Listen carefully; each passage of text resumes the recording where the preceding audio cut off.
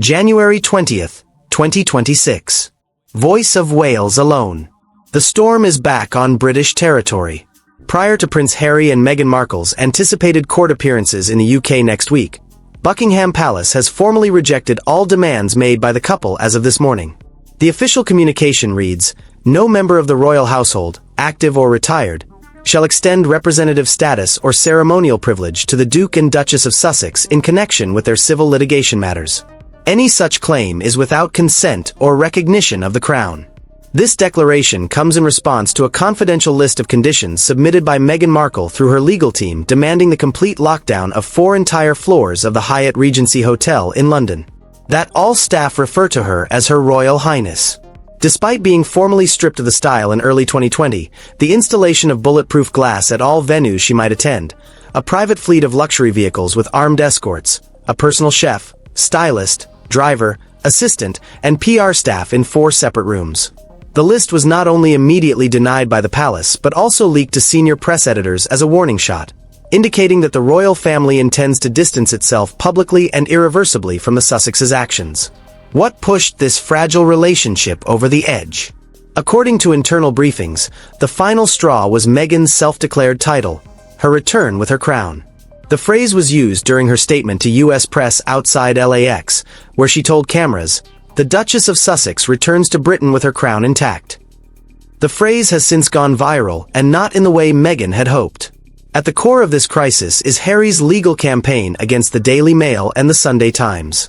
His claim that since 2021, these outlets have run a coordinated defamation effort fueled by payments from rival factions inside the palace, including most explosively from Prince William's household itself, phone hacking of private voicemails, bribery of police officers for confidential records, and theft of medical and financial data. Harry has placed the blame not just on media operatives but on what his legal team calls a systemic smear machine coordinated between tabloid editors and royal courtiers. Meghan's legal argument claims these attacks have sabotaged her charitable identity, distorted her public image, and commodified her femininity for sport. Among the co-claimants are global names: Sir Elton John, Elizabeth Hurley, Baroness Doreen Lawrence, David Furnish, Sadie Frost, and Sir Simon Hughes. The case officially begins Monday, January 22nd, with Harry expected to appear in person at the High Court of Justice in London. Meghan's team has not confirmed whether she will physically enter the courtroom or appear via video. The palace's rejection of Meghan's demands was only the first blow. Sources confirm that King Charles III exploded in fury upon reviewing the full list, declaring, "He, Harry, carries royal blood but shields disgrace with the name Windsor. I will not allow a proxy to wear my crown." When Princess Anne learned that Meghan intended to symbolize the monarchy's honor, she was direct: "Honor must be earned. Titles are not props used in a play."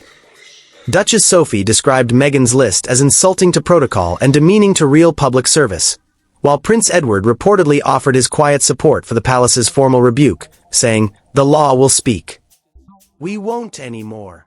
Princess Catherine never acknowledged Meghan's provocations because she always knew they would eventually fail. One palace aide stated, "The tension that has now gripped the United Kingdom is not simply about headlines."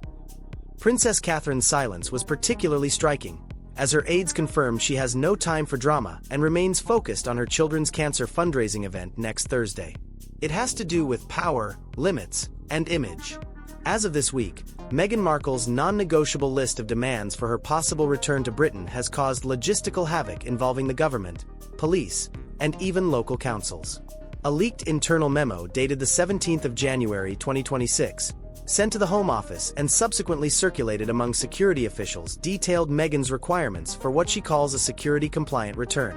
These included complete armed escort coverage from Heathrow Airport to the High Court, exclusive access to public venues to ensure no civilian contact, a convoy of 4 armored Range Rovers available 24/7, and a designated Hyatt Royal Suite lockdown of 4 entire floors fully staffed by security-cleared personnel. Kitchens and spa rooms are sterilized daily, and access is restricted to approved attendants. A personal chef and medical support team on standby. All service staff are to address her as Her Royal Highness, a title officially removed in 2020. The Home Office, citing precedent and national budget constraints, issued a curt reply. The United Kingdom provides security for serving members of the royal household only. The Duchess of Sussex is not classified as such. Meanwhile, Meghan's lawyers responded by suggesting that her symbolic association with the crown makes her a unique case, arguing that security is not a privilege in this instance but a constitutional requirement to protect institutional image. This argument has ignited both legal debate and public ridicule. Columnists have mocked her for attempting to force the crown to fund a celebrity-scale operation under the guise of royal identity. As the legal storm brews, critics have also turned their eyes toward Meghan's simultaneous brand launches. Just days before her legal team submitted court motions, the Duchess of Sussex unveiled a $18 leather bookmark under her lifestyle imprint. A luxury gift box labeled Moment to Unwind featuring monogrammed honey jars and bespoke herbal tea blends. An upcoming cookbook is to be released this spring, featuring recipes from her Netflix series Kitchen Sets. Critics on social media dubbed the timing of these launches as PR laundering, with one headline in the Daily Express reading, "Meghan's royal lawsuit, courtroom by day, checkout cart by night." Even more damaging is the growing accusation that Meghan is using the optics of royal proximity to stage luxury branding efforts. A former palace advisor noted she wants the title stripped from the letterhead but printed on the shopping bag. Inside the High Court, Justice Timothy Nichollen is said to be growing increasingly unimpressed with the conduct of Prince Harry's legal team. His lead counsel, Counsel Urborne, has already come under scrutiny for lackluster preparation. Sources close to the court confirmed that key evidence packets were submitted 48 hours late. A key witness, Gavin Burrows, retracted his entire statement, claiming it had been forged without his consent. The court is facing a backlog due to last-minute requests from Harry's legal team requesting a closed door. Justice Nichollen reportedly told Sherborne during the January 18th pre-trial review, "The integrity of this court cannot be anchored to shifting sands of celebrity counsel." She warned that any attempt to manipulate courtroom procedure for media optics would be met with procedural rebuke. The palace, though publicly silent, has continued internal briefings. King Charles is reported to be furious not only at the public spectacle but also at Habit's persistent claim to represent royal honor. An aide presiding at a private meeting in Sandringham quoted the king as saying, "He is a soldier of the crown. He's a private individual with private intentions." When Meghan asked to be referred to as Her Royal Highness, Princess and allegedly slapped her hand on the table. Status is not what she wants. Sub-wants.on is what it is. Duchess Sophie was more reserved but biting. "If you must demand reverence, you likely do not deserve it." Only Princess Catherine remained completely disengaged. According to insiders, when shown the PR documents linking Meghan's product launches to her legal appearances, Catherine allegedly replied, "They're being useful for once." Aunts.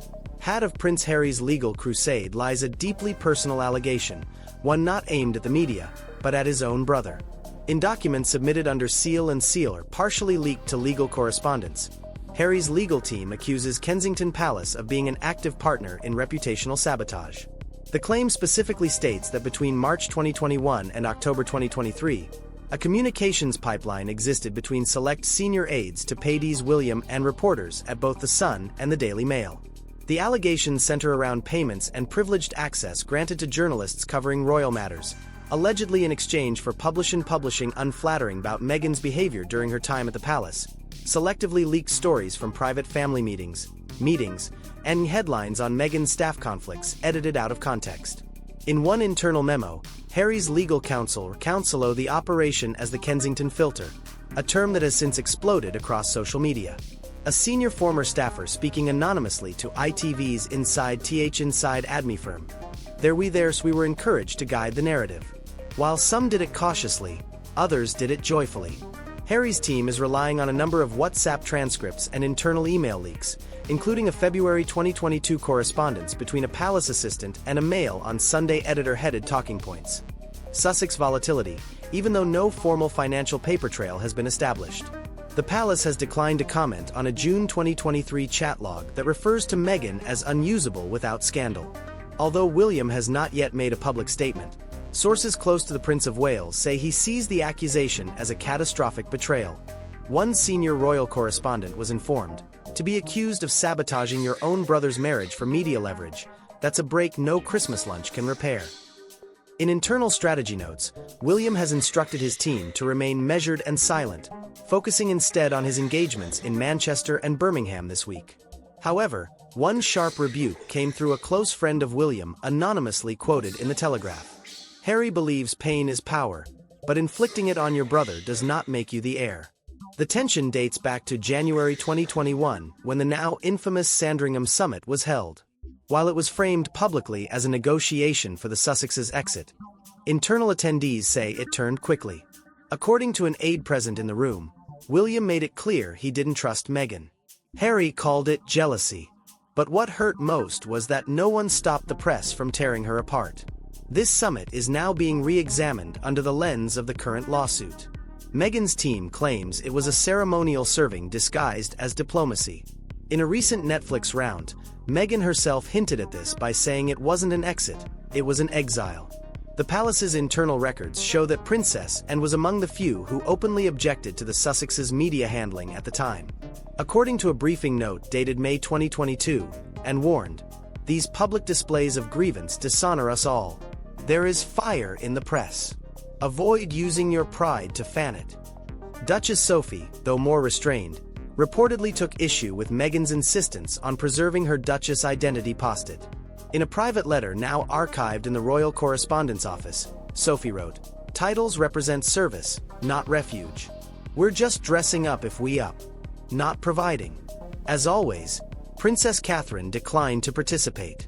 When Meghan's name came up during 2022 planning talks, aides confirmed that she had out of the room. She thought the monarchy should react in an institutional rather than an emotional manner. She preferred to confront fire with silence rather than fire. Royal analysts cautioned that the consequences of this legal dispute would affect Britain's constitutional reputation overseas, particularly among Commonwealth countries. This is no longer a tabloid spat. It's a symbolic trial about power, lineage, and legitimacy. And at the center of it all stands the image of two brothers, once united in grief, now weaponized by legacy. If there was ever a moment where optics and authenticity collided, it is now, says legal analyst Dr. Oliver Stratton. Meghan Markle's return to the British legal spotlight was anticipated to be calculated, nuanced, and wrapped in polished public service rhetoric. Rather, even her detractors were unprepared for the cultural and constitutional backlash that her theatrical phrase, "The Duchess of Sussex returns with her crown," has caused. Before boarding a private plane to the UK, the statement made at a press gate at Los Angeles International Airport was not included in a prepared news release. Several reports claim that it was Meghan's own spontaneous statement, but it echoed through the seas. Incredulous royal insiders watched the video. The response from the British populace was a mixture of disdain, worry, and mockery. The Crown Rem crowns were more than simply words. They were an effort to recover symbolic authority as well as narrative power. It marked the beginning of what critics now see to as Meghan's full-fledged performance, a comeback to the stage as a self-proclaimed representative of the monarchy rather than merely a litigator, and every action she has taken since has widened the rift. Meghan's team promptly released a statement as soon as she arrived at her private Hyatt suite, which was reserved under a false identity and allegedly secured by private contractors hired by a US-based firm. They claimed that Meghan's attendance was for the organization she had previously worked for, not for herself.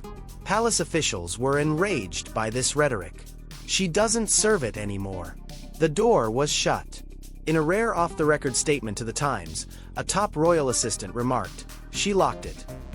The pair had already agreed in 2020 to give up the HR style as part of their departure agreement. But even more startling were internal communications addressed to UK journalists asking that Meghan be referred to as Her Royal Highness, Duchess of Sussex, during court coverage. Any appearance of humility was destroyed by the insistence on such titles, particularly when they were demanded through media briefings. The outcry happened quickly. She no longer possesses a commercial duchess and a self-styled crown without a country, according to editorials that portrayed her as clothed in regal material. However, what really fell apart was something much more detrimental than what made headlines. Meghan's charitable image. Meghan has been using charity as her moral compass for years, starting foundations, starting causes, and making videos of her in-person interactions with young people from disadvantaged backgrounds. However, there was no fresh campaign or movement for women, education, or global health at the time of this return to Britain. Rather, it happened at the same time as a product decline. On January 18th, Meghan's lifestyle company discreetly introduced 3 products to the US market as her legal team filed papers in the High Court. An $18 leather bookmark with a simple crown, a tea towel embroidered with a Sussex crest, loose leaf tea, and locally produced honey are all included in this $58 moment-to-unwind luxury gift box. Intimate royal kitchen recollections, according to a teaser for an upcoming Netflix cookbook. Its detractors described it as the softest kind of corruption, opportunistic, and tone-deaf. W-deaf, you use the shadow of the monarchy to sell honey, you forfeit the right to call yourself a public servant, a royal historian wrote on X, formerly Twitter. To make matters worse, 2 retail analytics firms suggested that Meghan's storefronts sold outs manipulated to create artificial scarcity. According to one statistics company, neither product had sold more than 3,000 units by the end of its first day. However, the buzz on social media gave the impression that there was widespread desire. Within 48 hours, the phrase "royal goop" gained popularity, drawing comparisons to Gwyneth Paltrow's empire, which combines expensive lifestyle items with Hollywood mystique. With the exception of Goop, which has years of growth and a health-focused brand. One New York branding consultant described Meghan's launch as unplanned, derivative, and a coronation without strategy. Meghan's team has increased their efforts despite this. According to anonymous insiders, she is in negotiations with an American publisher for a follow-up memoir that will focus on the commercialization and manipulation of femininity and legacy. Others claim that she is organizing a new organization that will be entirely US-based and centered on Arkwell, with an emphasis on image sovereignty for women in leadership. But it's evident that the criticism has made her philanthropic presence in the UK practically unfeasible. A representative for a women's shelter in London that Meghan used to assist stated that they had not heard from the Duchess's staff in more than 14 months and do not anticipate any fresh cooperation given the current situation. Catherine keeps vanishing as Meghan makes her presence known. Although the Princess of Wales has declined to recognize any role in the Sussex crisis, her absence speaks loudly. The Princess of Wales has long been the target of Meghan's innuendo and newspaper dragging. While Meghan's media frenzy swept through downtown London on January 19th, Catherine was visiting a children's cancer care facility in Northland. She only had on a navy topcoat and dirty boots, no cosmetics, and no designer dress. She toured the hallways for 2 hours without a press photographer in sight, gave embraces, and spoke quietly to nurses and bereaved parents. Royal aides say the decision was deliberate. She chose to remind people what duty looks like, said a said figure from Kensington Palace. And when asked by a reporter that evening whether she had any comment on the Duchess of Sussex's return with the crown, Catherine offered only a polite smile and walked away. It was the loudest silence of the week. For 3 years, King Charles maintained a veneer of distance. He was neither praised nor punished, embraced nor rejected. When Prince Harry and Meghan Markle walked away from royal duties in 2020, it was Charles who emphasized unity and understanding. When Oprah Winfrey aired allegations that shook the monarchy, it was Charles who said, "Recall recollections."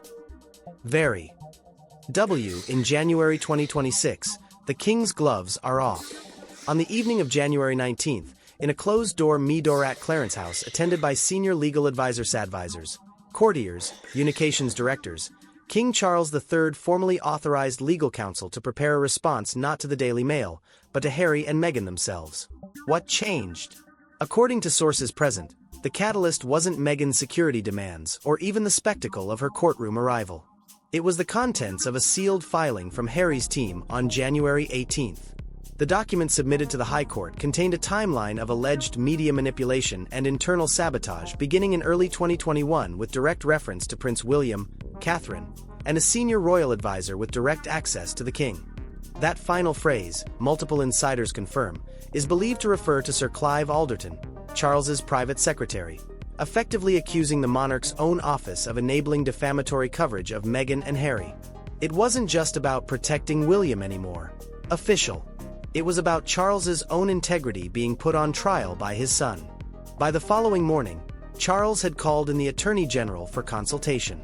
Later that day, His lead legal counsel was photographed entering a private entrance to Clarence House with a black leather briefcase marked "Confidential Strategy." According to briefings seen by Voice of Wales, the palace is preparing a pre-action protocol, a legal document required before pursuing defamation litigation under UK law. The proposed focus, MEFICUS, is Harry's statements to US media between 2021 and 2025, including interviews on The Cut, Variety, and CBS.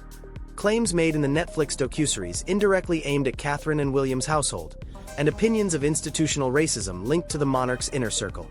The document will reportedly argue that the Sussexes spread false narratives with reputational damage to active working royals. Their repeated invocation of royal honor in press and product branding constitutes unauthorized appropriation of royal identity, and their court strategy involves bad faith theatricality designed to pressure the monarchy into silence. Legal experts note that if Charles proceeds, it would be unprecedented in modern royal history, suing his own son and daughter-in-law. But insiders suggest Charles is not bluffing. He's finally accepted that patience has cost him too much. One aide said, "Aid his isn't just about revenge. It's about putting an end to the performance for good." What's equally telling is how this move aligns with Catherine's public image protection. Over the last year, especially since her public health battle began, Catherine has consistently refused to comment on Meghan's accusations, even when they ranged from emotional neglect to palace cruelty. But as Meghan's claims intensified during court filings and indirect jabs resurfaced in US media, royal strategists reportedly grew concerned that the silence was becoming a vulnerability. He was painted as a silent ice queen. But now, Butt Crown is speaking on her behalf, constitutional historian. And it's speaking through Charles. One royal advisor put it more bluntly: they're not letting Meghan sell another tea towel on Catherine's back. At the heart of the king's legal turning point lies a ghost from 2021, the period following Meghan and Harry's Oprah interview. At the time, the palace's response was measured and muted. But behind the scenes, Charles was said to be deeply shaken. He had hoped the Sussexes provide space, not litigation. According to a private memo recently unearthed by The Telegraph, Charles wrote in April 2021, "To stand accused of failing one's child is one pain. It is far more serious to be denied a voice in that accusation." However, Harry and Meghan smoldering over time, turning private slights into public indictments and unsubstantiated tensions into international headlines. Palace officials now claim that those omissions may be used as weapons in court. However, no counter-narrative was ever presented, and the silence solidified over time. One senior official stated, "We didn't speak when we should have. Now we will speak where we must." A potential lawsuit from King Charles would carry not just implications but institutional ones. Could Harry be stripped of additional privileges? Would the palace demand public retractions? Would Meghan's royal branding be a formal injunction? And more broadly, what precedent would this set for royal family members acting outside institutional approval? Legal analysts suggest the palace could invoke the Crown Protection Clause, an obscure principle in royal law, allowing for legal defense of institutional symbols and inherited dignity, including titles, crests, and ceremonial associations. It's a move rarely used, but not impossible.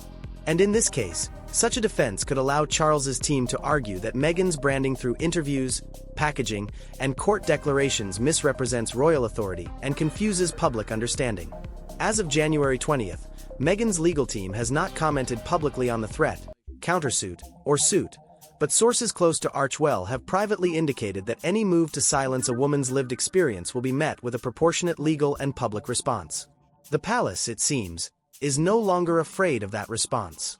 The 22nd of January, 2026.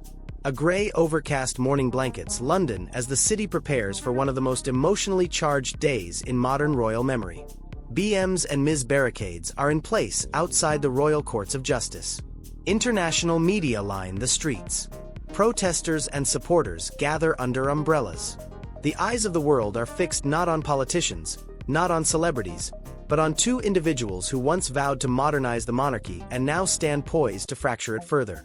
Prince Harry and Meghan Markle arrive separately.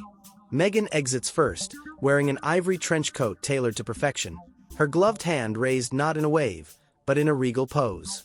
Her team surrounds her. Two PR handlers, one armed security chief, and a stylist nervously adjusting her collar. There is no doubt she wants to be seen, not as a litigant. As a duchess returns, Harry arrives later alone in the back seat of a dark Range Rover. He steps out quietly. No eye contact. His face was tight.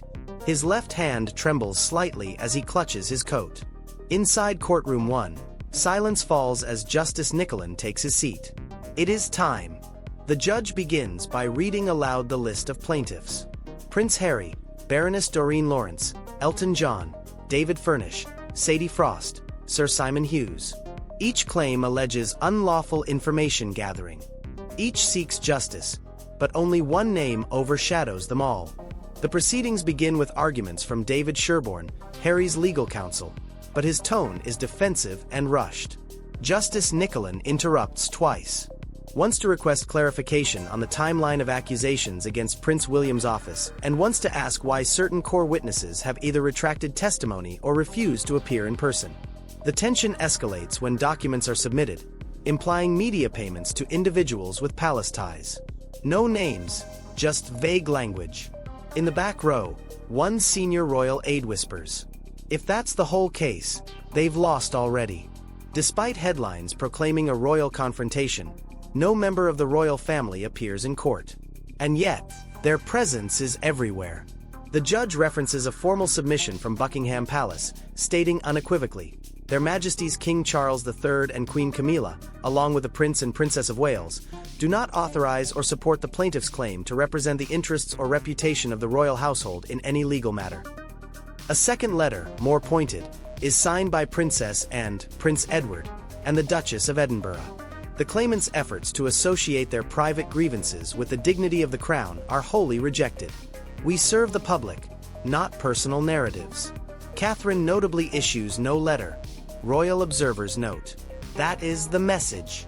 She has remained invisible, untouched, unbothered. While Meghan attempts to resurrect the title of Duchess, Catherine builds a monarchy fit for the next century. Her absence is a silence Meghan cannot spin. As arguments close, the courtroom watches Harry intently. His expression is unreadable. His eyes flicker toward Meghan only once.